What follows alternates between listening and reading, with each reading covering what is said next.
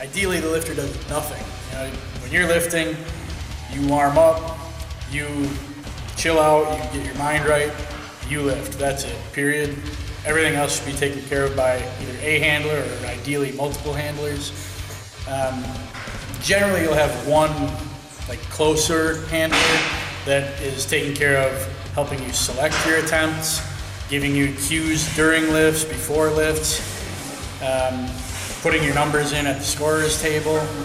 But this should be somebody that knows you're lifting as well as you do. They need to know what you are capable of, what it is that you're after, what numbers you're chasing, whether to talk you into or out of those.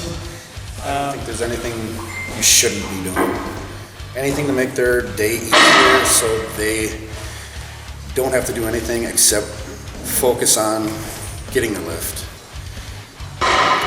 When I handle someone or coach someone, I don't want them to worry about anything except for setting up on the platform, and I'm going to give them their cues anyway, so they really don't have to even think.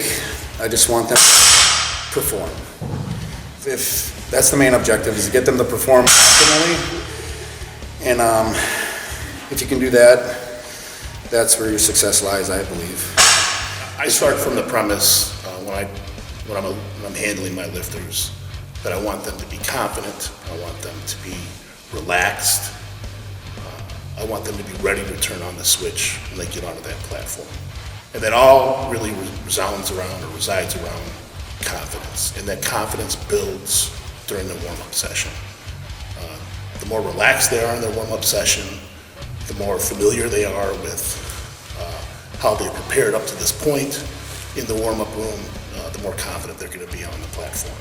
The last thing you want is that person to go onto the platform unconfident, unsure, unready. So as a handler, your responsibility is one thing only, and that is to put your athlete in a position to succeed. And we can define success later. But what I would say is on that lifter's got one goal and one mission only, and that is to execute those lifts. So you have to handle everything else, and by that I mean it starts before the meet. We won't even talk about training, but we'll just say make sure he has everything he's prepared. His gear, his belt, his ammonia, extra socks, chalk, baby powder, all those things that the lifter, either from very advanced to novice, are gonna forget these things. But the handler's gonna realize that as the lifter's training for the competition, the handler's really training to prepare for the meet also. So being a good handler really starts 8-12 weeks out with the lifter. And the reason I say that is as the lifter's growing in their strength with the squat, the bench, and the deadlift, the handler's really growing in their information about the lifter. So they're gonna know how they like their straps up on their squat suit, or that they're gonna know how to set the bench shirt, or even the handoff for the bench, for example. That's something that during the training, the handler's gonna practice, because during a workout, the handoff is one thing, but during the meet, you're actually getting off the bench, you're getting out of the way of the head judge. You're also gonna learn, what does my lifter look like when they're getting at 90%, 95%, 100%? The reason I say that is because during the meets, you're gonna be helping them make a determination between what is the sweet spot of just enough weight for the third attempt, not too much where you fail, not so light where you leave a bunch of weight on the plate. Usually, I'm working with that lifter at least a couple weeks before, so I kind of get a feel of his mannerisms and how if it's an clipped guy, how does he like his knees wrapped? Keep him aware of where he is in the flight. Try to keep him calm from getting too excited if he's trying to see what's going on with other lifters. I have to have somebody that I really, really trust. I think most lifters are like that, maybe not as much when you're newer, but you need to have trust in the person that's going to help you pick the attempts that you're going to have that day. Aside from that, you have wrapping knees. If you have somebody help wrap your wrists, lift off on the bench. If you have a 3-man lift off, then you have the addition of 2 other guys you trust that hopefully you've been practicing your 3-man lift off. So really, I mean, your handler needs to take care of everything that comes up on meet day. They shouldn't have to worry about anything, nothing that's going on in the world. They should have their headphones in and focused on performing. That's it. My job is wrap their knees, wrap their wrists, get their gear set. They need water, they need food.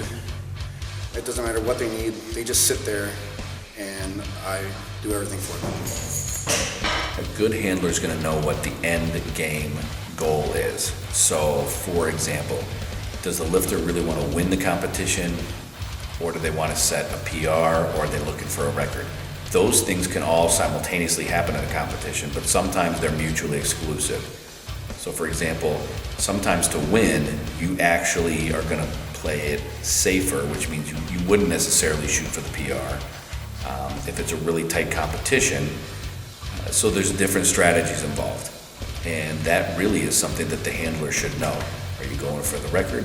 Are you going for the PR? Are you going for the win? Because they don't always happen nice and neatly in a competition. Sometimes it's a choice between those, and you want to make the right choices. You're deciding third attempts if that's your role for an intermediate or a beginning lifter, and that usually is a big role that you're going to play.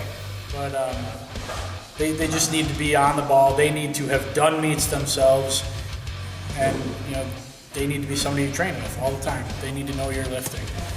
The last thing you want is for the lifter to be ready too soon or not had enough time to warm up. That would lead to really disaster on the platform. So in the warm-up room, your responsibility as a handler is to manage the start time. It's to manage the pace. It's to be aware of what's going around your surrounding environment.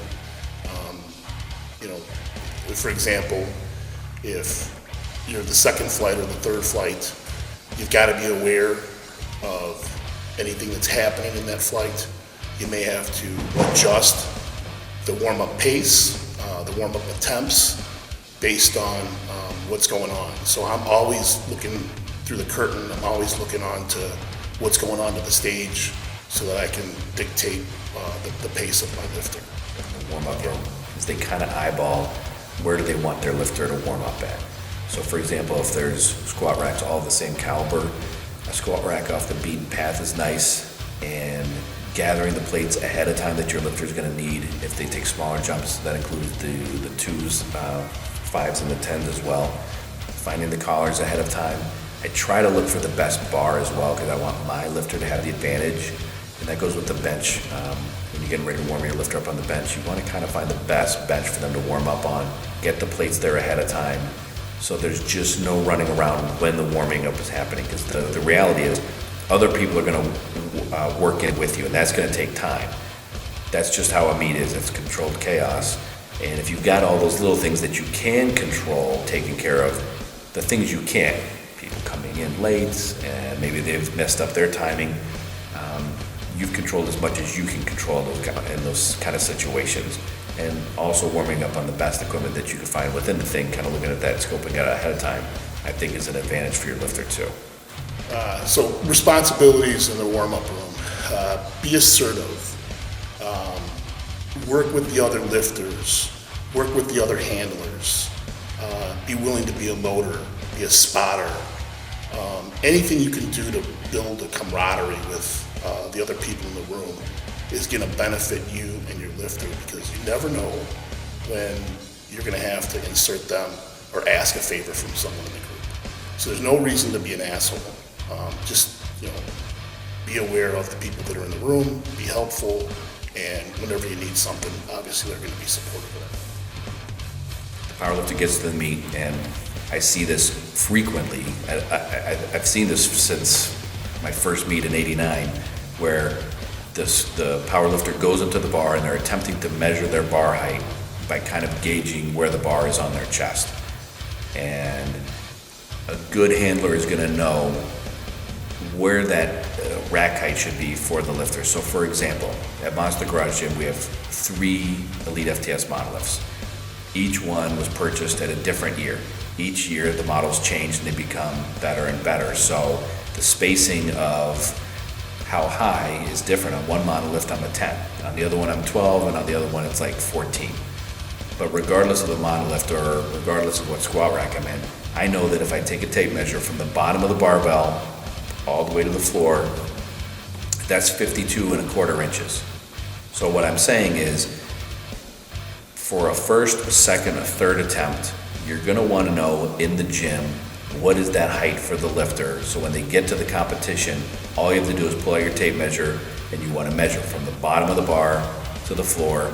Let everybody else spend 30 or 40 minutes waiting in line to try to guesstimate, even though they're not wearing a brief or a suit or knee wraps or their squat shoes and the bar's not bending with the weight and it's a million different variables.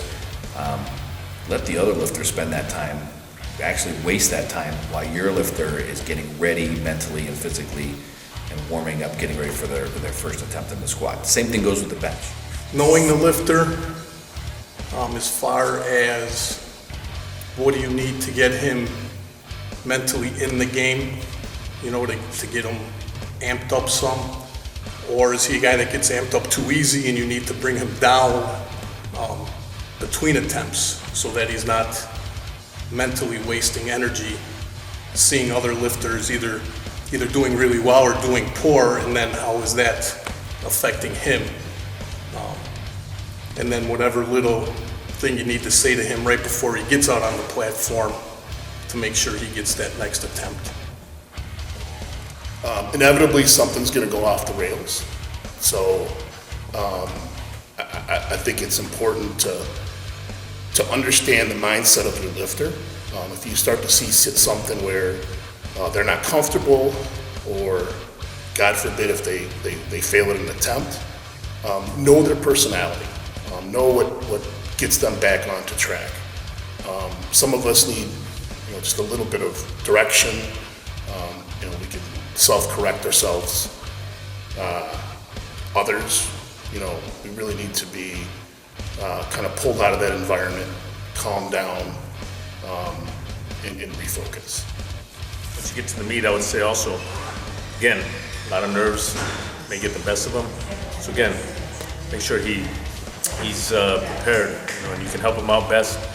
He's trying to get in the right frame of mind. A good handler knows how to keep their lifter's head in the right headspace. So if it's a larger meet, it's a newer lifter, an intermediate lifter, they can get caught up sometimes in the size of the competition, or if it's an international meet, they'll get caught up in the fact that there's lifters from different countries and they're gonna hear different languages and different dialects, and they're gonna realize that no lifter's gonna fly halfway around the world to lose. So being able to have the lifter realize and recognize that their job is to worry about themselves. Doesn't matter how much weight is being lifted in the warm-up room or what the attempts are on the flight sheet. They may not make those attempts. They may take themselves out of the game. The job for you as the handler is to make sure that your lifter is concentrated on their squat, those 3 attempts. Boom, they're done. The bench, when they're done, the deadlift. And if they miss one, have them realize that their competition could miss one as well. So that's... an example was a couple months ago, we were at the XPC finals and got done with the squat session. Was having a rough day, got to bench, had some issues in the warm-up room, took my first attempt, missed it, took my second attempt, missed it again, and I absolutely went off the rails. So I'm in the back room, looking for somebody to punch. I'm embarrassed. I just want to get out of there. So Mike Strom, who's a very seasoned lifter and handler, came up to me, pulled me by the arm, looked me in the eyes, and said, "Steve, it's my fault. I knew in the warm-up room that your shirt was not set right." So I looked at him, and that became the focus. It wasn't all the things that I had done wrong up until that point. It was, we got to get the shirt fixed. So, Mike took the shirt off, we reset it, and now I'm back in the game. Now, anybody that knows Mike knows that he'll never not set a shirt right. But that was his way of making sure that I got back on track. So again, it's an example of know your lifter, know what makes them tick, know when they're off the rails, and find a way, whatever it takes, to get their mindset back. You know, once the meet begins rolling, he starts competing, you know, whether, you know, I'm not the best knee wrapper, so the guys I like to handle, I like to have someone else wrap them while I'm looking at their place when they're gonna come up in the squat or where they are in their flight. Kind of give them a heads up, hey, you're 5 out, 3 out, 2 on deck. And then, again, depending on success, so if you're a first-time lifter, this is your first meet, you know, let's get you in the meet. Your goal is to hit a certain PR on the bench, then we have our lifts already ahead of time planned so that you can hit that exact goal. As you get more advanced, you go to the bigger meets, your goal is to win. You may not put up the biggest total, but your due is to make lifts. Therefore, you gotta see what the competition is doing, track everything for him, let him know how he's doing, and again, help him out as best he can. He goes out there, he executes, you do everything else. Good handler is also going to make sure that when their lifter goes up to the bar, that the handler's job is to double check the work of the loaders, because misloads can happen, and you want to make sure that you've got not only the same amount of weight on each side, but the correct amount of weight on each side, because accidents do happen, and that's a variable that you can't control how they load the weight, but you definitely can control if you see a misload, that they fix that before your lifter goes. Also, how does that lifter want to be cued, say, while he's squatting? Some guys like to be called down so they know about where they are with an up call. Me You personally. know, honesty and communication. A lot of times, when you see guys out there, they'll be grinding it out. Coaches got to let them know, hey, how did you feel? He says, hey, it felt really heavy. You should be honest with them. Well, it looked really heavy. Too many people there want to be nice, and they're your friend, and oh yeah, you got 30 pounds in you. Probably next time you should take 30 pounds off of it. But again, so that's knowing your lifter, knowing what to expect out of him. He knows what to expect out of you. And just be honest and open communication. Again, that takes time. For example, I think a good handler is always going to be learning how to be a better handler. And if you're handling a number of different lifters, you're going to start to see patterns. What are some things that successful lifters do, and you're going to help the lifter that you're handling apply those things as you learn those along this journey of powerlifting. So for example, for me, when I'm handling a lifter, my personal rule is if I'm going to handle you, you can't use your cell phone during that time of the competition. And the reason I say that is because I see the lifter drift off into a different world, and they're not focused on the here and now and honed into the job that they've been training for 12 weeks, 8 weeks, 16 weeks. That is something I've seen as a handler, that the great lifters, the great competitors, they're dialed in the entire time, and that device takes you away from that. So those are just Your duty's going to have a big gamut of duties that day. You could go from being picking the lifts, the strategy, to the coach, to the water boy, to the towel boy, to the motivator, cheerleader, and if things go bad, might be the grief counselor. If things go well, could be the drinking buddy at the end of the day. I think the last thing when it comes to handlers, and this is kind of turning the tables a little bit, is when I was competing a lot, quite frequently, I would make sure that I took care of my handlers as well. So for example, they're really taking care of me. They're making sure that I'm meeting my goals, whether it's wins or PRs or titles or whatever the goal is.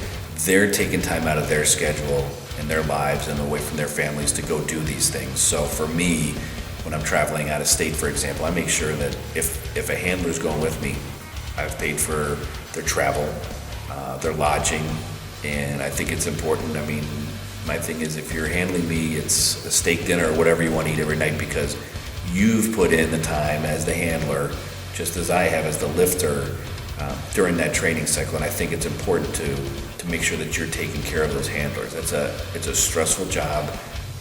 It's a thankless job. And it costs money. I mean, you want to make sure that you're taking care of those folks.